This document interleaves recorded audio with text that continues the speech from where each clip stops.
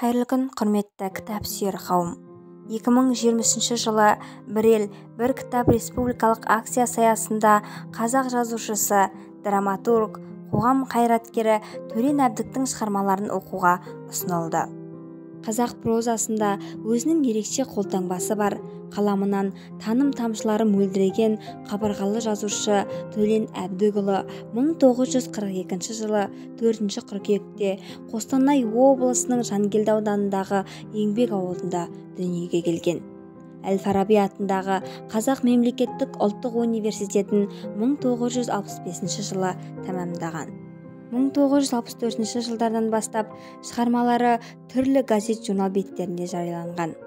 Одан кейінгі жылдары Көкжиек, Күзгі жапырақтар, Ақиқат, Айтылмаған ақиқат әңгіме повестері жинақтарын, Өлара, Ақшоқыда қысқатты, Парасат майданы романдар жарық көрді.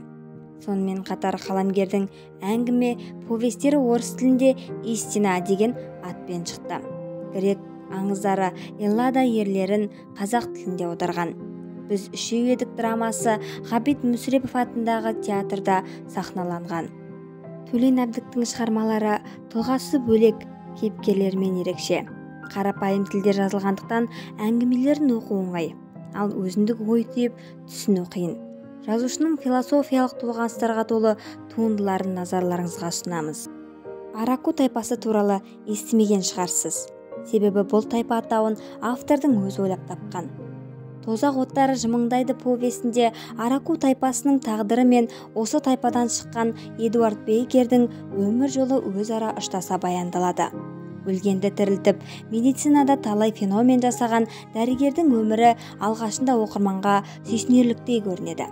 Кейін ғана оның қайғы қасірет атаулыны 6 жасында басынан өткеріп тастағаны мәлім болады. Бір өкініштісі, зұлымдық қасіретін тек Эдуард ғана емес, тұтас бір тайпа шеккен.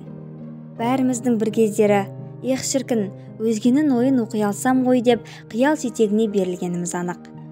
Ақиқат атты фантастикалық повестінің бас кейіпкері Роберт сондай көріпкелдік қасиетке ие. 10 жыл бойына полицейлер қылмыскерлерді ұстау үшін Роберттің көмегіне жүгініп, әбден титығын шығарды.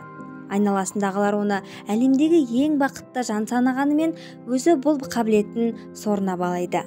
Себебі ол өзіңе күліп қараған сырты бүтін адамның шын мәнінде іші түтін екенін бір мезетте біле алады. Төлен Әбдіктің 25 жасында жазған алғашқы әңгімелерінің бірі «Оң қол». Әңгіме психиатриялық ауруханаға түскен 17 жастағы Алма туралы. Сұлу бойжеткеннің сырқаты жан түршігерліктей қорқынышты.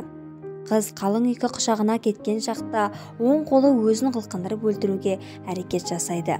Дәрігерлер аурудан арылудың сан түрлі амалын жасағанмен Алманың оң қолына бөгет бола алмайды. Ақырында Алманы емдеуші дәрігер қолын алып тастау керек деген шешімге келеді. Құрметті оқырман, жазушы Төлен Әбдіктің шығармашылық мұрасымен жақынырақ танысқыңыз келсе, кітапханамыздың қорындағы әдебиеттерді алып оқуларыңызға болады. Баршаңызды Төлен Әбдіктің шығармаларын бірге оқуға шақырамыз. Назарларыңызға рахмет.